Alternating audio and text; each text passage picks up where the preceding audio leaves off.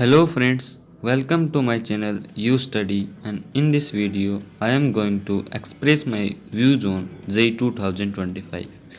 In these days you are hearing from famous institutions and coaching that JEE 2025 will be hardest exam.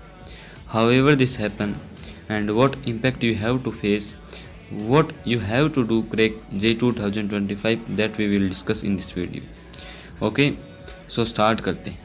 तो JEE 2025 hard होगा, इसके दो कारण हैं मुख्य रूप से। There are two main reasons for JEE 2025 hard होने के। ठीक है, तो हम स्टार्ट करते हैं वन बाय वन।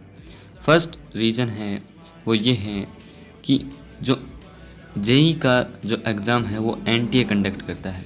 NTA अपना स्कोर देता है, वो आपको मार्क्स नहीं बताता है, वो आपको अपनी जो है एक अलग स्कोर देता है जिससे वो NTA स्कोर डिफाइन करता है।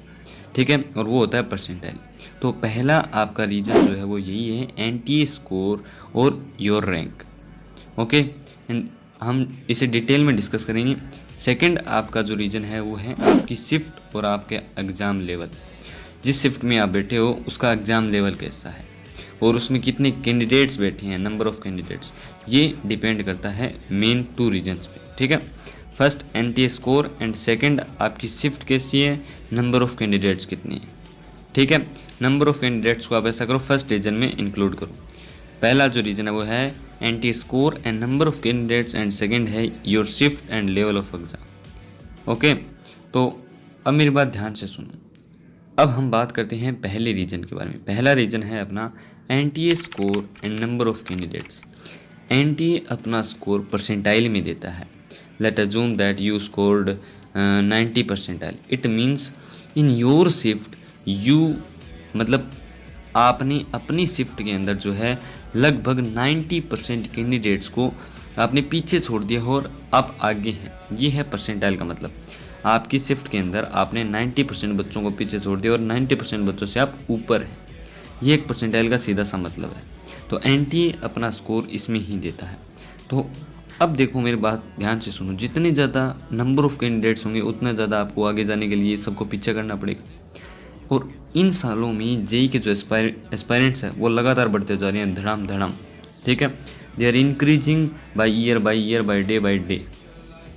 सो there is a more number of candidates and you have to score and struggle more. उन सब को पीछे छोड़ने के लिए आपको जो है बहुत ज़्यादा मेहनत करनी पड़ेगी, और इसीलिए JEE 2025 जो है वो हार्ड बताया जा रहा है। ठीक है, ये रीज़न मैंने आपको बताया है। क्यों? क्योंकि नंबर ऑफ़ कैंडिडेट जो है वो लगातार बढ़ते जा रहे हैं। ठीक है, और दूसरा जो पहला मैंने आपको बताया है NTA का स्कोर, वो अपना परसेंटाइल में देता है और नंबर ऑफ़ कैंडिडेट्स लगातार बढ़ते जा रहे हैं, and that is why you have to face the competition.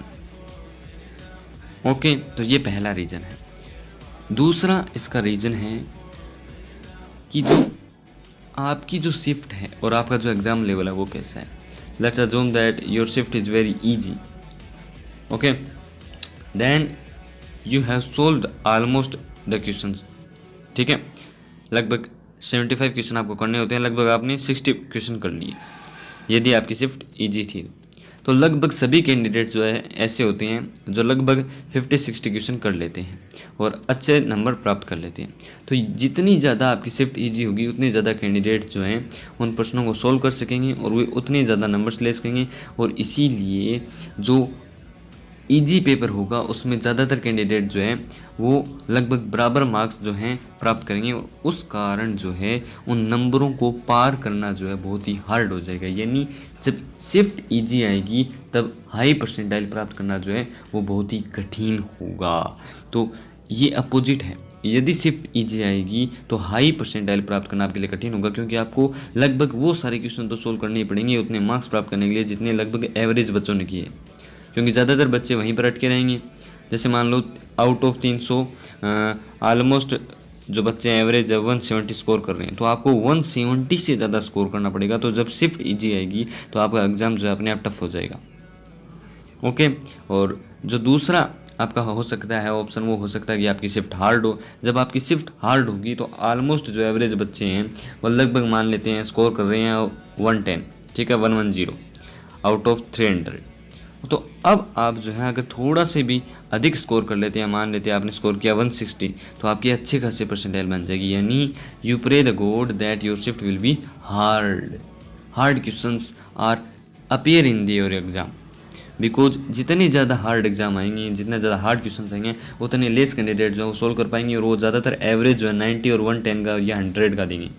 जबकि आप अगर स्कोर कर रही हैं, थोड़ी सी भी आपकी मेहनत अच्छी है, अगर आप स्कोर कर रही हैं 150 या 160 170, तो आप अच्छा खासा परसेंटाइल हासिल कर सकते हैं। 90 परसेंटाइल हो गया, 95 परसेंटाइल हो गया, 96 परसेंटाइल हो गया।